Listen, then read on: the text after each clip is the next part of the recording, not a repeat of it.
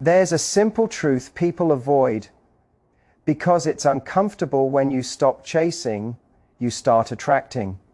When you stop begging for attention, you start commanding it. Human nature values what isn't easily available. The more someone feels your presence without effort, the less they recognize its worth. But the moment you pull back, even slightly, the mind begins to crave what it has lost. This isn't manipulation, it's psychology. The human brain equates scarcity with importance.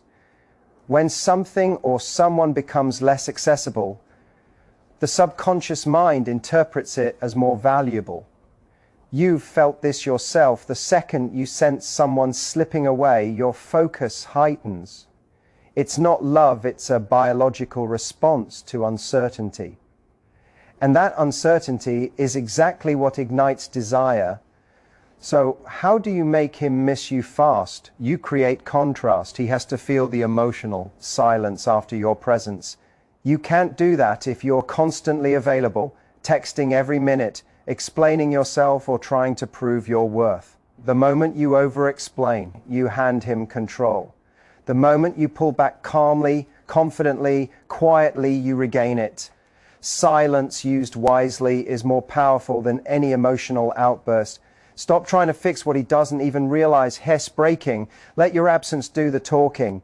Because here's the secret: people don't remember what you said, they remember how you made them feel. When your energy was around, did he feel grounded, inspired, challenged, or simply comfortable? When it's gone, that emotional imprint becomes the echo that makes him miss you. That's the real trick, not pretending, not playing games, but mastering emotional restraint. Understand this: you are not proving your value to someone who can't see it. You are protecting your value until they realize they've lost access to it. Detachment doesn't mean you stop caring, it means you start caring about yourself more. The mind of a man responds to mystery, to depth, to composure under pressure. When you don't react, he's forced to reflect. When you stop chasing, he starts questioning. And that questioning is the first seed of longing. So tonight, stop scrolling, stop reaching, stop seeking closure in someone else's silence. Instead, redirect that energy back into yourself. Improve your focus, sharpen your edges, become so grounded that his absence no longer disrupts your peace. That's when the shift happens, because real attraction begins where emotional dependence ends. You want to know how to make him miss you overnight? Withdraw your emotional energy, not out of revenge, but out of discipline. The power is in not responding, not proving, not explaining. It's in understanding that your energy, once given freely, must now be earned. And when a man realizes that the warmth he took for granted has gone cold, the hunger begins. Be unpredictable in your silence. Be intentional with your time. Be unavailable for drama, but unshakable in your presence. When you do that, you won't have to make him miss you. He simply will. Because people always return to the place they once felt understood, but they only stay when that place doesn't need them to survive. And that's the paradox of power in relationships. The less you depend, the more you attract. The moment you choose peace over attention, silence over reaction, and dignity over desperation, you become unforgettable. That's not a trick, that's transformation. And it works overnight, because the strongest signal you can ever send is no signal at all. People don't crave what they can reach. Anytime they crave what feels rare, what feels earned. This is a psychological truth buried deep in human behavior. When something or someone is always available, it stops being special. Constant access dulls appreciation. But the moment that access is restricted, the mind begins to revalue what it once took for granted. This is how desire operates. Not through constant exposure, but through controlled distance. You see, the greatest mistake people make in relationships, especially when emotions are high, is to confuse visibility with value. They believe that being constantly present will strengthen the bond, that more calls, more messages, more reassurance will prove their worth. But it doesn't. It does the opposite. Familiarity without restraint turns appreciation into assumption. The more someone sees you, hears you, and feels your presence without earning it, the more they subconsciously place you lower on their internal scale of importance. Scarcity doesn't mean playing games. It means understanding the psychology of attention. Every human being has a limited emotional bandwidth. When you occupy too much of someone's space, you exhaust their attention. They stop noticing the details that once fascinated them, but when you pull back not out of ego, but out of awareness, you give them space to miss you, to reflect, to re-engage. You're allowing the emotional pendulum to swing naturally. Think about luxury items. They're not valuable because they're better, they're valuable because they're limited. People chase what they can't easily possess. It's the same in relationships. The moment you stop being everywhere, you become somewhere meaningful. When you speak less, your words start to carry weight. When you withdraw a little, your presence gains gravity. Your silence starts speaking for you, and that silence, when intentional, becomes the most magnetic sound of all. Scarcity works because it triggers curiosity and emotional awareness. When someone doesn't know where they stand with you, they start thinking about you. When they start thinking, they start feeling. And once they start feeling, they start valuing. That's how human attachment works, through contrast, not comfort. You don't make someone realize your worth by constantly showing up. You make them realize it when you're not around to be easily reached. But this requires discipline. It's not easy to pull back when your emotions are screaming to stay close.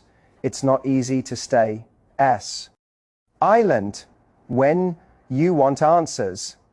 It's not easy to value yourself enough to walk away from situations where your energy isn't appreciated. Yet, this is the crucible of emotional power. You don't build worth by being wanted, you build it by being missed. And you can't be missed if you never step away. True confidence is not in proving yourself, it's in being at peace with being absent. It's in knowing that your energy, your time, your presence, these are privileges, not entitlements. When you start treating them that way, others will too. You stop chasing validation and you start creating value. And that shift changes everything. So, if you want someone to see your worth, stop offering it constantly. Give space, create mystery, hold back your availability until it matches their effort.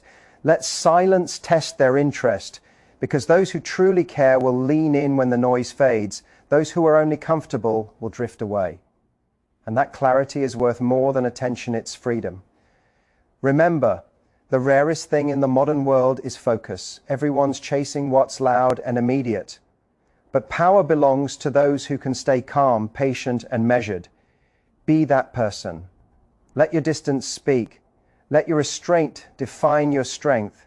Because in a world full of noise and neediness, the one who can withdraw without bitterness and still stand grounded will always hold the upper hand. That's the truth of attraction, of respect, of value. Scarcity breeds value, not presence. The more selective you are with your energy, the more magnetic you become. And that, right there, is how you make someone realize what they were never meant to take for granted. It's not loud, it's not dramatic. It's quiet, grounded, and unshakably powerful. The person who can master their emotions commands every room they walk into, not because they dominate others, but because they dominate themselves. Emotional control isn't about suppression, it's about mastery. It's about feeling everything deeply but expressing it deliberately.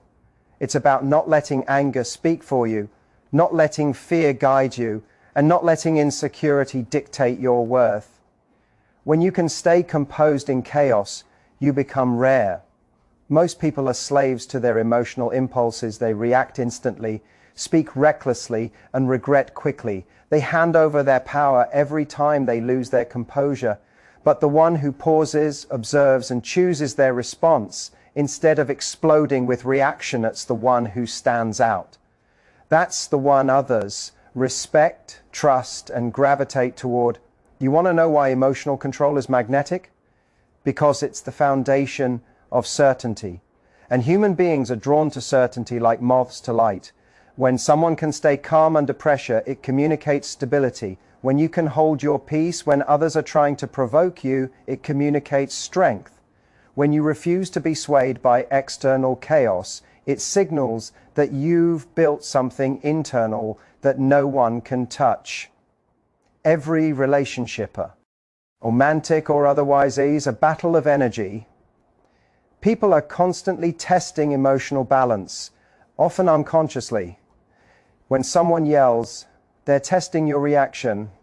When someone withdraws affection, they're testing your stability. When someone disrespects you, they're testing your boundaries. The emotionally weak crumble or overreact. They hand away their power in a moment of impulse. The emotionally strong stay composed. They don't chase, they choose. They don't explode, they elevate. And that calm, that restraint, it commands attention. Control doesn't mean you don't feel. It means you refuse to be ruled by feelings. It's not numbness, it's maturity. The strongest person in the room is not the one who intimidates others, but the one who intimidates chaos by staying unmoved. When someone tries to trigger you and fails, that failure eats at them because they realize something profound you are not accessible through weakness. You cannot be manipulated by emotion. You operate on reason, not reaction. That's magnetic. That's power. Because when others lose themselves and you remain centered, you instantly become the emotional leader in the dynamic. People are drawn to what grounds them. Your calm becomes contagious. Your silence speaks authority. Your patience commands respect. You're no longer playing emotional chess, you're mastering it. Think of it like this: the person who can control their emotions controls the outcome. If you can keep your voice steady when others raise theirs, you gain the advantage. If you can walk away instead of arguing, you preserve your dignity. If you can remain kind without being weak, firm without being cruel, you become unforgettable. Because strength paired with composure is irresistible, but emotional control doesn't come easy. It demands discipline. It requires the humility to sit with discomfort without acting on it. It's saying, I could respond, but I won't. I could break, but I choose to build. That's not suppression, that's transformation. You're not running from your emotions, you're mastering how they move through you. You learn to recognize anger as a signal, not a command. Pain as a teacher, not a master. You start to see emotional storms not as chaos, but as training grounds. And once you've trained yourself to stay calm in the storm, people will sense it before you even speak. Your energy shifts, your presence becomes steady, unshakable. You no longer compete for attention, you command it through stillness. You no longer chase validation, you create it by example. Emotional control becomes your aura, separates you from the impulsive, from the needy, from the chaotic. The truth is, emotional control is the highest form of attractiveness because it represents self-respect, patience, and purpose. It shows that your happiness is not up for negotiation. It tells the world, I decide how I feel. I decide what I give energy to. I decide what deserves a reaction. And when you live like that, people can't help but be drawn to you. They sense your balance. They sense your depth. They sense that you've done the inner work most avoid. You become the calm in someone else's storm, the grounding presence that others instinctively trust. That's magnetism, not through charm, not through appearance, but through composure. So when emotions rise, breathe. When chaos comes, observe. When someone tests your peace, smile and stay silent. Because silence in the face of provocation is the loudest proof of power. Emotional control doesn't make you cold, it makes you clear. It doesn't make you detached, it makes you deliberate. And when you master that art, you stop being reactive to the world, you start shaping it. Because at the end of the day, emotions are like waves. You can't stop them, but you can learn to surf them. And the one who rides those waves with grace always reaches the shore first. There's a difference between not caring and caring correctly. Detachment isn't about shutting down your emotions or building walls around your heart. It's about mastering the balance between love and logic, between connection and control. It's about knowing when to hold on with grace and when to let go with strength. Detachment doesn't make you heartless, it makes you free. When you detach, you reclaim the energy you once scattered chasing validation, forcing outcomes, or trying to fix what wasn't yours to fix. You stop begging the world to give you peace and start creating it within yourself. Detachment isn't a lack of feeling. It's the art of feeling deeply without drowning. It's loving someone enough to let them go if they no longer respect your presence. It's caring about people without letting their chaos consume you. The weak confuse detachment with indifference. They think distance means disinterest. But real detachment is the opposite. It's control. It's standing in the middle of emotional storms and remaining centered, no longer swayed by approval, rejection, or attention. It's when you finally understand that your worth doesn't depend on how others treat you, but on how you treat yourself. When you're attached, you live in fear of losing, fear of being ignored, fear of not being enough. Every little shift in someone's tone feels like a threat. Every unanswered message feels like rejection. But when you detach, you stop interpreting silence as punishment. You see it as space to breathe, to think, to rise above the noise. Detachment breaks the chain that ties your peace to someone else's behavior. And that's when your power returns. You start to notice something profound. When you stop chasing, things start aligning. When you stop forcing, people start respecting. When you stop overgiving, your energy becomes rare, and rarity is magnetic. Detachment teaches you that peace is louder than persuasion, that walking away sometimes speaks louder than explaining, and that silence often holds more authority than argument. This isn't weakness, it's wisdom. The emotionally reactive scream to be understood, the emotionally disciplined allow. Silence to do the speaking. Because they know what's meant for you will not require begging. It will recognize you even in stillness. It will move towards you, not away from you. Detachment doesn't mean you stop loving. It means you start loving with awareness. You stop pouring your whole identity into another person. You stop trying to control outcomes. You love without losing yourself. You give without expectation. You show up with your heart open, but your boundaries intact. That's maturity. That's peace. The world often glorifies passion, the intensity, the obsession, the constant need for reassurance. But what people don't tell you is that peace is far more powerful than passion. Passion burns fast, peace endures. Detachment is how you sustain your peace in a world designed to provoke emotional chaos. It's how you protect your soul in situations that feed on your reaction. When you're detached, you stop trying to control narratives. You let people misunderstand you if they must. You let them walk away if they choose. Because your peace no longer depends on their presence. You stop fighting for closure because you realize closure doesn't come from conversation, it comes from acceptance. And when you master acceptance, no rejection can break you. This is where true strength lies, not in fighting for attention, but in withdrawing from situations that threaten your peace. Detachment teaches you that silence is not weakness, it's self-respect.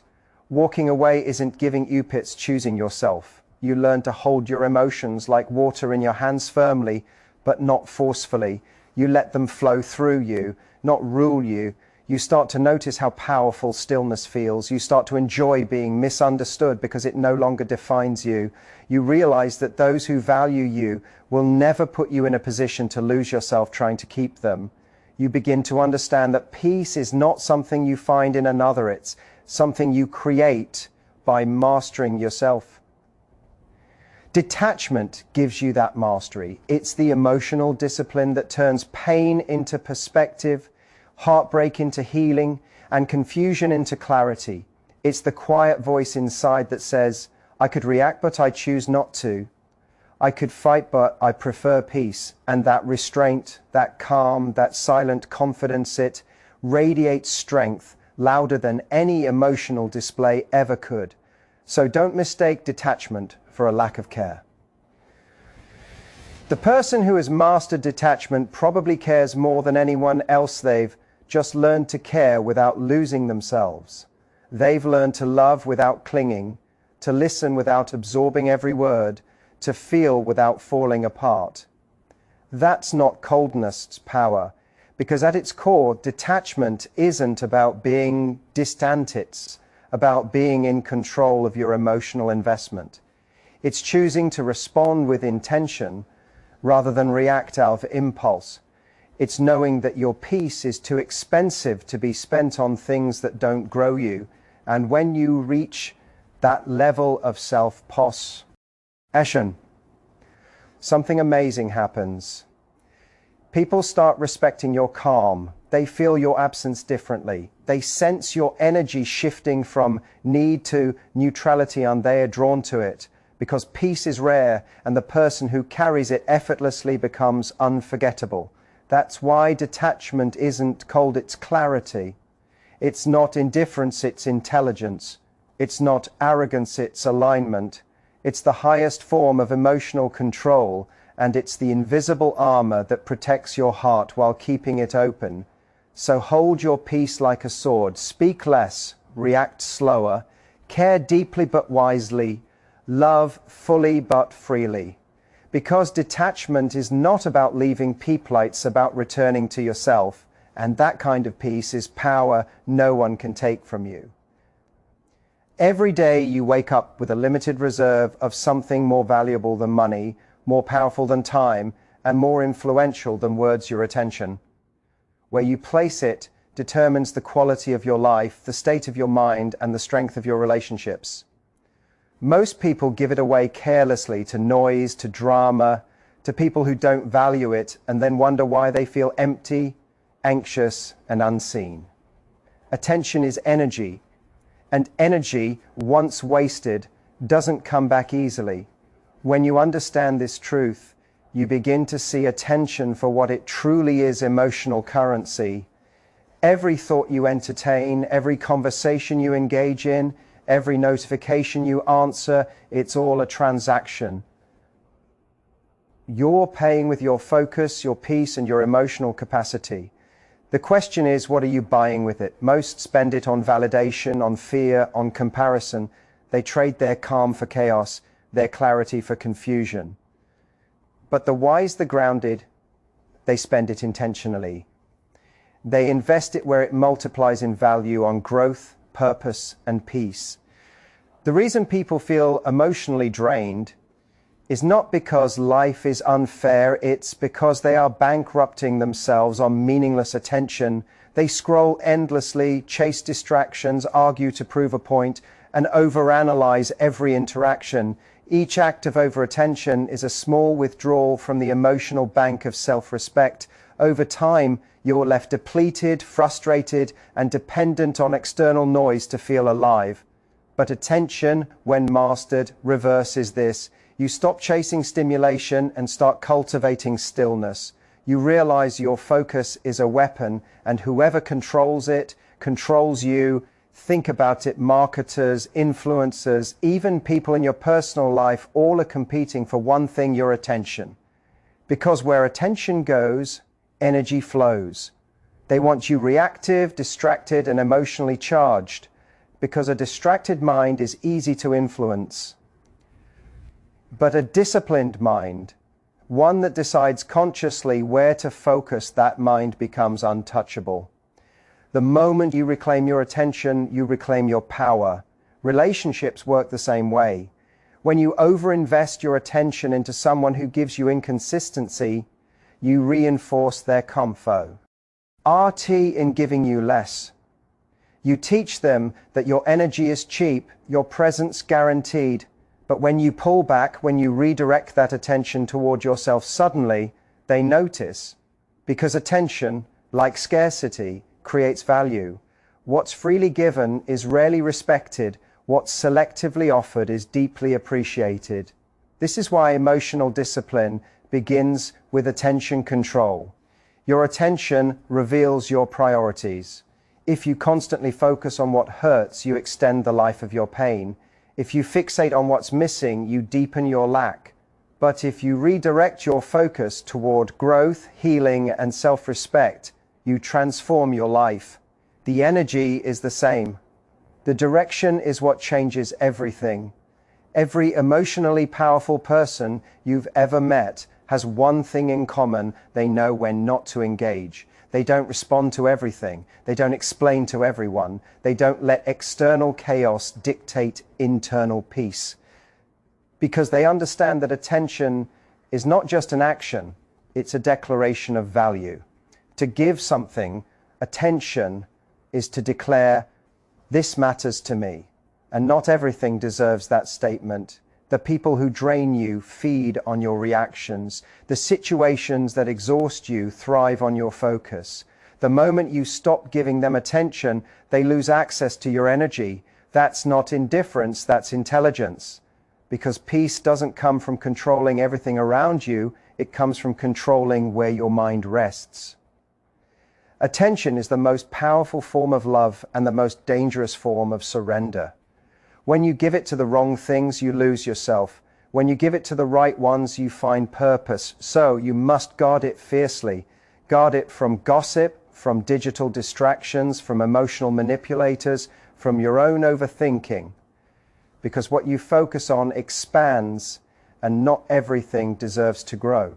Start treating your attention like money. Spend it with strategy. Don't invest in people who give no return. Don't fund conversations that lead nowhere. Don't overpay for validation that only lasts a moment. Instead, invest it where it compounds on learning, self-improvement, silence, and meaningful relationships. Because the wealthiest people aren't the ones with the most resources, they're the ones with the most focus. And here's the irony. When you stop giving your attention away cheaply, the world starts demanding it. The same people who once ignored your energy will start craving it, because the less available your attention becomes, the more valuable it feels. That's human psychology. Scarcity heightens perception, and that's how emotional power is built, not by chasing, but by conserving. So, if you want peace, start auditing your attention. Where does it go when you're tired? Who gets it when you're vulnerable? What steals it when you should be resting? You'll often find that your exhaustion isn't physical, it's emotional spending without boundaries. Attention is your life force. Don't waste it on things that don't grow you. Don't chase validation when you could be building value. Every moment you give to chaos is a moment stolen from peace. Every argument you feed is an emotion you could have invested in purpose. Every distraction you indulge is a dream you delay. The moment you learn to spend your attention like a master investor, not impulsively, but intentionally, your entire life recalibrates. You begin to attract calm instead of conflict, clarity instead of confusion, depth instead of drama. You stop being emotionally broke and start building emotional wealth, because real strength isn't in reacting, it's in choosing. And the ultimate power is not in controlling others, but in controlling where your attention goes. So remember this. Truth and live by it. Attention is currency. Spend it wisely or you'll go broke emotionally. Choose peace over noise, purpose over impulse, and alignment over approval. That's how you build emotional wealth that no one can ever take away.